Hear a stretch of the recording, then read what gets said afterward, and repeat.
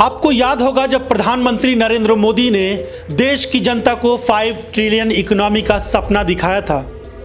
लोगों ने सोचा था कि देश के हालात बदलेंगे, रोजगार मिलेगा, खुशहाली आएगी, महंगाई से निजात मिलेगा।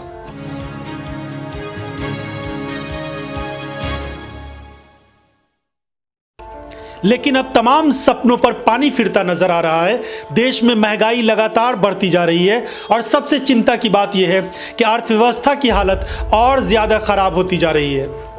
पिछले दिनों आर्थिक गतिविधियों से जुड़ी कई सारी खबरें आई, लेकिन अब एक और चिंता की बात यह सामने आ रही है कि देश में आने वाले दिनों में जो अर्थव्यवस्था है उसमें और गिरावट आएगी। 9.5% की जीडीपी में गिरावट आ सकती है। ये बात कोई और नहीं बल्कि रिजर्व बैंक के गवर्नर शक्तिकांत दास कह रहे हैं। वित्त वर्ष 2020-21 की पहली तिमाही के आंकड़ों में देश की विकास दर -23.9% गिर गई थी और अब ये एक नया अनुमान सामने आ रहा है जहां पर 9.5% की और गिरावट आएगी। आंकड़ों में मत उलझिए क्योंकि ये जीडीपी के आंकड़े हैं और इसमें बहुत सारी चीज़ें रहती है, लेकिन इसमें हमारे और आपके लिए और देश के आम नागरिक के लिए क्या संदेश है? संदेश यही है कि हमारी आपकी नौकरियां जा सकती हैं। जिन लोगों के पास रोज़गार नहीं है उनको अभी हाल के दिनों में रोज़गार मिलना काफ़ी मुश्किल हो सकता है। महंगाई लगातार बढ़ेगी और इस तरह की जो बहुत सारी समस्याएं हैं उसका सामना देश के लोगों को करना पड़ेगा। सवाल यह है कि सरकार के पास इन सब चीज़ों का समाधान क्या है? तो ऐसा कोई संकेत नजर नहीं आ रहा है। हालांकि आरबीआई की तरफ से और लगातार जो कई सारी समीक्षा बैठकें होती हैं उसके बाद जिस तरह की बातचीत सामने आती है उसमें यह कहा जाता है कि अर्थव्यवस्था को लेकर हमें सकारात्मक रहना चाहिए और आने वाले दिनों में हालात बेहतर होंगे। लेकिन हालात कैसे बेहतर होंगे? क्योंकि पिछले 2-3 सालों से हम देख रहे हैं कि हालात और ज्यादा बिगड़ते जा रहे हैं। आप देखिए, जैसा कहा जा रहा है कि चालू वित्त वर्ष में अर्थव्यवस्था 9.5% की गिरावट इसमें आ सकती है और जैसा हमने देखा था कि 2020-21 की पहली तिमाही में जो विकास दर था वो -23.9 हो गया था। यानी अब एक और आंकड़ा देखिए कि 2019 और 20 में इसी तिमाही में विकास दर 5.2% था और अब इस साल बुरी तरीके से अर्थव्यवस्था का गिर जाना आम जनता के लिए बेहद चिंता की बात है। तो क्या यह गिरती अर्थव्यवस्था सरकार के लिए भी चिंता का विषय है? शायद ऐसा कोई संकेत हमें और आपको दिखाई नहीं देता, क्योंकि सरकार अगर ये कहा जाए कि इस मामले को लेकर बहुत ज्यादा गंभीरता नहीं दिखा रही है तो गलत नहीं होगा। बड़ी बात यह है कि भाजपा के नेताओं को और खुद केंद्र की मोदी सरकार को ऐसा नहीं लगता है कि ये जो अर्थव्यवस्था पटरी से उतर रही है उसमें कुछ गलत हो रहा है। वो अलग अलग तरीके से बहाने बनाकर और नई नई बातें लाकर वो इसको साबित करते हैं कि देश में सब कुछ ठीक ठाक चल रहा है। अगर सब कुछ ठीक ठाक चल रहा होता तो आखिर लोग इतने बेरोजगार क्यों हो रहे होते और क्यों उत्तर प्रदेश जैसे राज्य में पिछले 1 साल में बेरोजगारी बहुत तेजी से बढ़ी है और देश में भी इसी तरह के आंकड़े सामने आ रहे हैं। महंगाई लगातार बढ़ रही है, लेकिन एक बात यह भी है कि क्या विपक्ष इसको मुद्दा क्यों नहीं बनाता है? क्या विपक्ष के लिए महंगाई बड़ा मुद्दा नहीं है?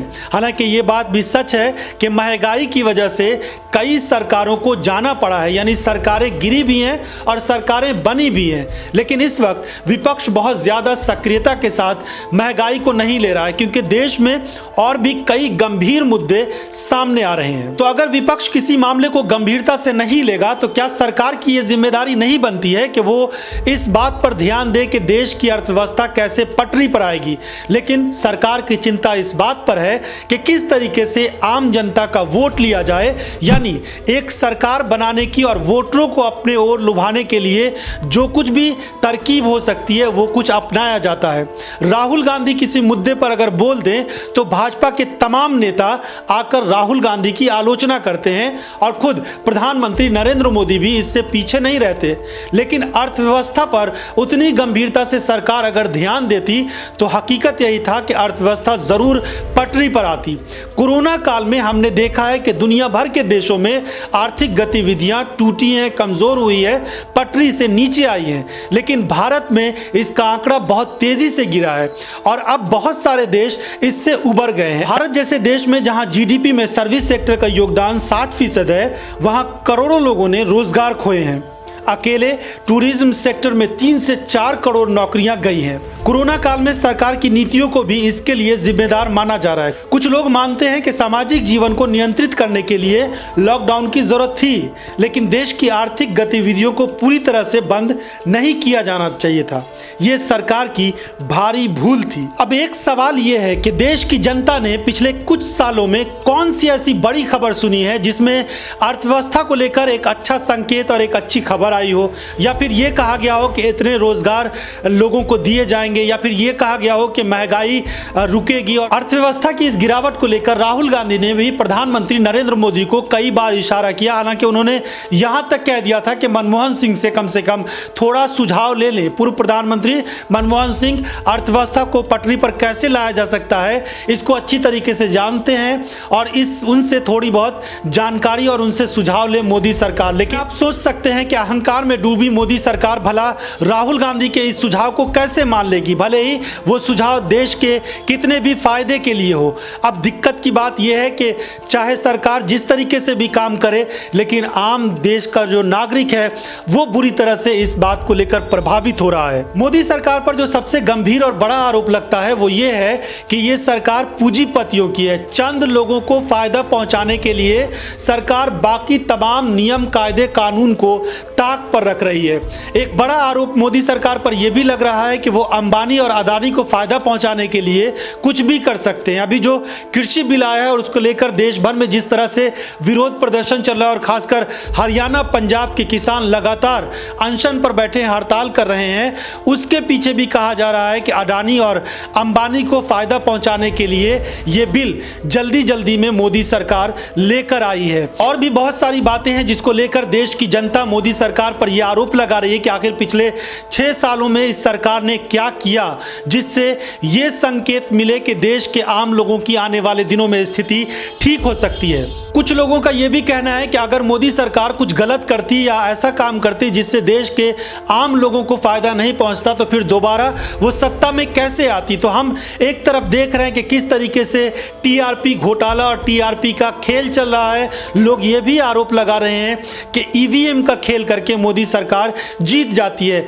लेकिन इस तरह के आरोप लोग लगाते रहते हैं। इसमें कोई दम है या नहीं ये अलग बात है, लेकिन बड़ी बात यह है कि देश की जनता ये जानना चाहती है इस सरकार से कि आर्थिक नीति को लेकर इस सरकार के पास अब आगे का क्या एजेंडा है। सिर्फ बोल देने से कि 5 ट्रिलियन इकोनॉमी इस देश की हम बनाएंगे और बहुत जल्द देश में आम लोगों का सपना साकार होगा, बेरोजगारी खत्म होगी, रोजगार मिलेगा, महंगाई कम होगी और लोग खुशहाल हो जाएंगे, सिर्फ इन मीठी और अच्छी बातों से कुछ नहीं होगा। अब यह समय आ गया है कि मोदी सरकार ये करके दिखाए, क्योंकि देश के लोगों के सामने अब भारी संकट आ गया है। लोग इस बात को लगातार देख रहे हैं, सुन रहे हैं और समझ रहे हैं। दिक्कत की बात यह है कि अब लोगों पर खुद ये बात बीत रही है। अब लोग खुद इस बात का सामना कर रहे हैं। बच्चों की नौकरियां जा रही हैं, खुद अपनी नौकरियां जा रही हैं। कुछ लोग अगर अपना कारोबार करना चाहते हैं तो उनका कोई काम नहीं चल पाता है। ऐसी हालत में आखिर वो जाएं तो कहां जाएं। सरकार ऐलान करती है कि वो स्टार्टअप इंडिया शुरू कर रही है, लोगों को लोन दे रही है, लोग अगर कारोबार करना चाहते हैं तो उसके लिए अच्छा माहौल बनाया गया है। इन तमाम तरह के दावे और कंप्यूटर और इलेक्ट्रॉनिक मीडिया के माध्यम से बहुत सारे सपने दिखाए जा रहे हैं। सोच सकते हैं कि मोदी सरकार के पास देश की अर्थव्यवस्था को लेकर, लोगों के रोजगार को लेकर, बढ़ती महंगाई को लेकर इस तरह की बातें चुनाव में भी मुद्दा नहीं होती हैं। इस वक्त जो बिहार में विधानसभा चुनाव हो रहे हैं उसमें भी मंदिर का मुद्दा है, भाजपा की तरफ से 370 का मुद्दा है और इसी तरह के भावनात्मक मुद्दों के सहारे विधानसभा चुनाव भारतीय जनता पार्टी बिहार में लड़ रही है। लेकिन भाजपा के नेताओं से अगर पूछेंगे कि देश की अर्थव्यवस्था इतनी गिरती जा रही है तो सरकार के पास किस तरह की नीति है जो आने वाले दिनों में हालात ठीक होंगे, तो वो इस बात को मानने के लिए बिल्कुल भी तैयार नहीं होंगे कि देश की अर्थव्यवस्था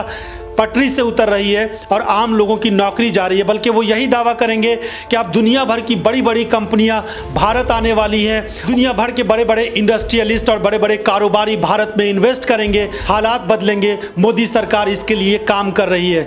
ये सब सपने पिछले 6 सालों से बल्कि उससे पहले से दिखाए जा रहे हैं, लेकिन इन सपनों को साकार कैसे किया जाएगा इसका कोई ब्लूप्रिंट नहीं है। जिस तरह से एक बड़ी बात यह है कि सरकार रिजर्व में रखे हुए पैसों तक को खर्च कर रही है, आरबीआई से सरकार ने पैसे ले लिया, एलआईसी को सरकार बेच रही है, रेलवे को बेच रही है, तो इस तरीके से सरकार अपना पैसा इकट्ठा करने की कोशिश में लगी हुई है। लेकिन देश में इंडस्ट्री का डेवलपमेंट कैसे होगा, कारोबार लोगों का कैसे बढ़ेगा, आम लोगों की जिंदगी पटरी पर कैसे आएगी और कैसे बाजार में पैसा आएगा जिससे फ्लो बढ़ेगा, तो फिर देश की अर्थव्यवस्था भी मजबूत हो सकती है। आप अगर देश के एक आम नागरिक हैं और आप कोई कारोबार करना चाहते हैं तो आपको 1000 तरह की रुकावटें आएंगी। सरकार के कागजों में यह है कि अगर आप कोई कारोबार करना चाहते हैं तो आपको बैंक लोन दे देगा, आसानी से आप लाइसेंस ले सकते हैं, आसानी से आप जीएसटी ले सकते हैं और अपना कारोबार बढ़ा सकते हैं। ये सब कागजों में है। लेकिन जब आप ज़मीनी स्तर पर काम करने जाएंगे, एक कारोबार की शुरुआत करने जाएंगे, तो पहले तो आपको लोन ही नहीं मिलेगा, उसके बाद कागजी प्रक्रिया इतनी तेज़ होगी, इतनी जटिल होगी कि आप आखिर में तंग आ जाएंगे और कारोबार से ज़्यादा इन सब चीज़ों पर आपका ध्यान रहेगा। और अगर कारोबार शुरू भी हो जाता है तो फिर जो सामान आप बनाएंगे उस सामान का बाजार कौन सा होगा, उसकी खपत कहाँ होगी, ये सब भी बहुत बड़ी चुनौतियां होंगी।